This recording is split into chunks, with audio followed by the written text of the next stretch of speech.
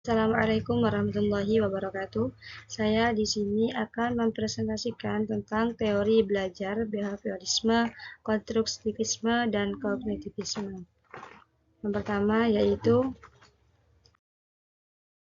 pengertian teori belajar, behaviorisme, konstruktivisme, dan kognitivisme. Yang pertama yaitu behaviorisme. Behaviorisme adalah teori belajar yang memberikan penekanan kepada keadaan lingkungan yang berhubungan erat dalam kegiatan pembelajaran. Menurut Slamito, teori belajar behaviorisme merupakan teori belajar yang menuntut seorang guru memberi rangsangan sebagai stimulus kepada siswanya, sedangkan hasil dari stimulus itu dapat diamati dan diukur berdasarkan tujuannya untuk melihat ada tidak adanya perubahan tingkah laku yang signifikan. Kemudian yaitu tujuan dari teori belajar behaviorisme. Yang pertama, memahami hubungan stimulus dan respon, membangun perilaku yang diinginkan. Yang ketiga, mengukur proses pembelajaran. Yang keempat yaitu menawarkan pendekatan yang terstruktur. Yang kedua yaitu pengertian konstruktivisme.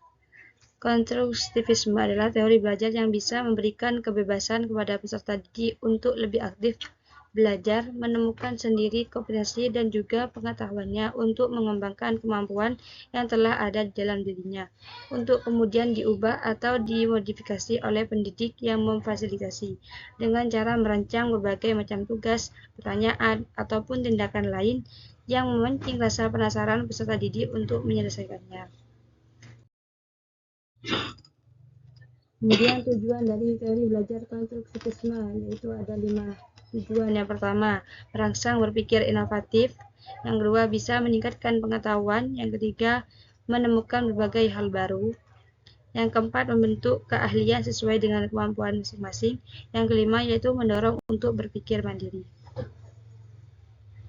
Yang ketiga, yaitu tujuan.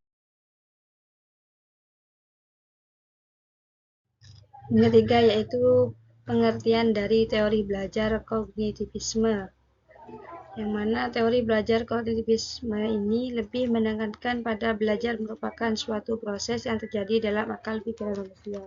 Pada dasarnya, belajar adalah suatu proses usaha yang melibatkan aktivitas mental yang terjadi dalam diri manusia sebagai akibat dari proses interaksi aktif dengan lingkungannya untuk memperoleh suatu perubahan dalam bentuk pengetahuan, pemahaman, tingkah laku, keterampilan, dan nilai sikap yang bersifat relatif dan berbekas. Kemudian tujuan dari teori kognitivisme yaitu memaksimalkan ingatan yang dimiliki oleh peserta didik untuk mengingat semua materi-materi yang telah diberikan oleh guru. Karena pada pembelajaran kognitif ini salah satunya menekankan pada daya ingat peserta didik untuk selalu mengingat akan materi-materi yang telah diberikan oleh guru sebelumnya. Jadi mungkin hanya ini yang saya dapat sampaikan, kurang lebihnya mohon maaf. Sekian dari saya. Wassalamualaikum warahmatullahi wabarakatuh.